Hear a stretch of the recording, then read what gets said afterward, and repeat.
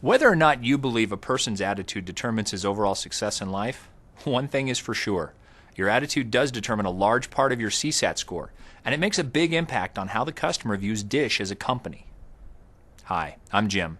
Thanks for joining us as we continue our discussion about customer interactions. In this segment, we'll talk about the components of a positive attitude. We'll also take a look at some sticky situations you might encounter and how to de-escalate these situations. Last time you joined us, we talked about what it means to be a professional. We've also been learning how to use the key components of a positive customer interaction to help you on the job. Being professional, maintaining a positive attitude, and being clear and confident in your explanations. We're going to explore attitude more in depth and continue to learn how to put some of these soft skill pointers into practice. First, let's look at some of the things that make up a positive attitude. A positive attitude is anchored by a consistent can-do mentality. We all know there are limitations to some of the things we're able to do, but the goal in any customer interaction is to focus on what we can do for them. Let's take a look at a bit of a tough situation you might encounter on a trouble call. If the customer's had multiple issues with the equipment, there's a chance that he or she is already going to be upset when you arrive at their home. Maintaining your can-do attitude will serve you especially well in these cases. You know, this is the second receiver I've already had to get from DISH. It's doing the exact same thing it did last time. The little light keeps blinking at me and the box will not stay powered up. I've missed my ball games for 2 days now. I saw that on your account notes. I know I get pretty upset when I miss my games too. But I'm going to check everything out for you, and if you need a new receiver, I'll be glad to get one hooked up. All right, well, how do I know the new receiver won't be a piece of junk like the last one? How would you answer this customer's question?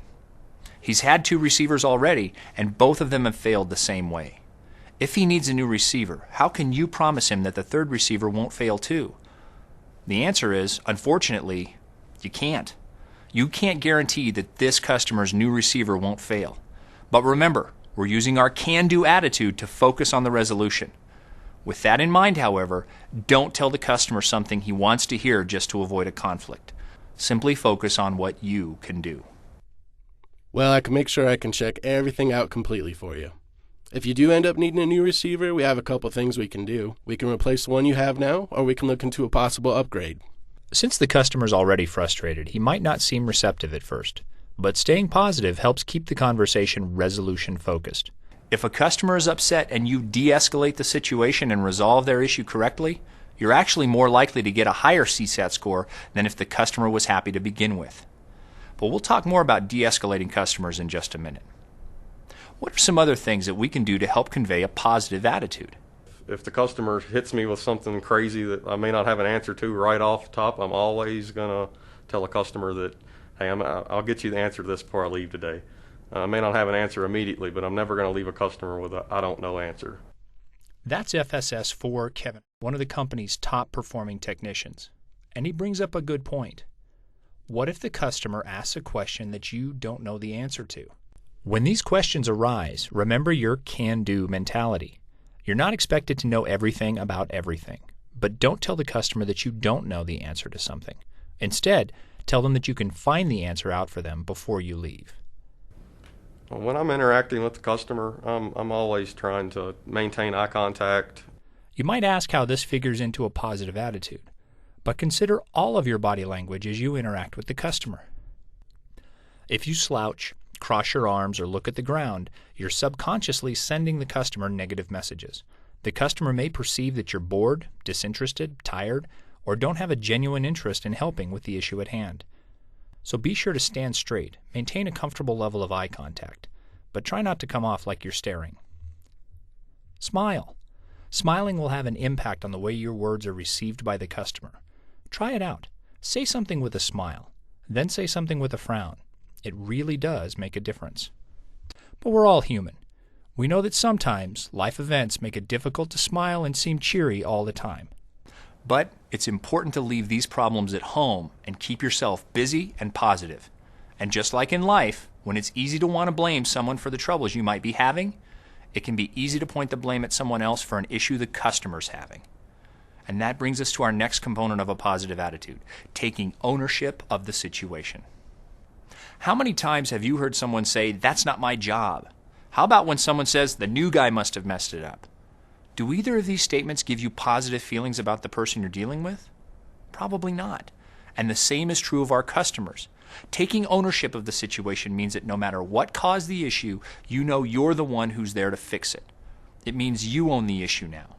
How you present yourself and handle the issue is going to reflect only on you.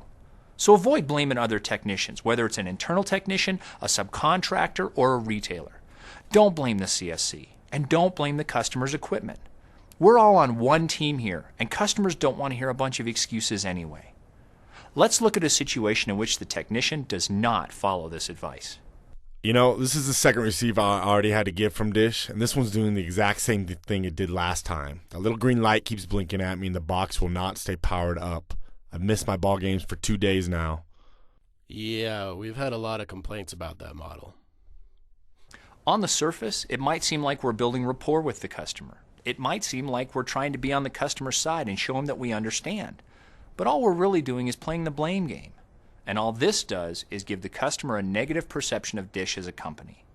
When we're on a trouble or service call, the customer is more likely to already be upset when we arrive at their home.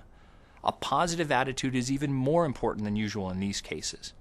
But sometimes, even the most positive attitude can't make the customer feel better about negative past experiences he or she has had. So what do we do in these cases? How do you de-escalate the customer so that we can get everyone focused on the resolution again? The first thing to remember is that the customer's likely upset at the situation and not you. So don't take it personally when the customer uses angry words. Just listen to the customer. Sometimes customers just need to vent their frustration, and they feel better afterwards. Use empathy. Put yourself in the customer's shoes, and then acknowledge that you recognize how they feel with a simple statement. Staying focused on the resolution is the key. After you've acknowledged the customer's feelings, it's time to remind them what we're here for, to resolve the issue at hand.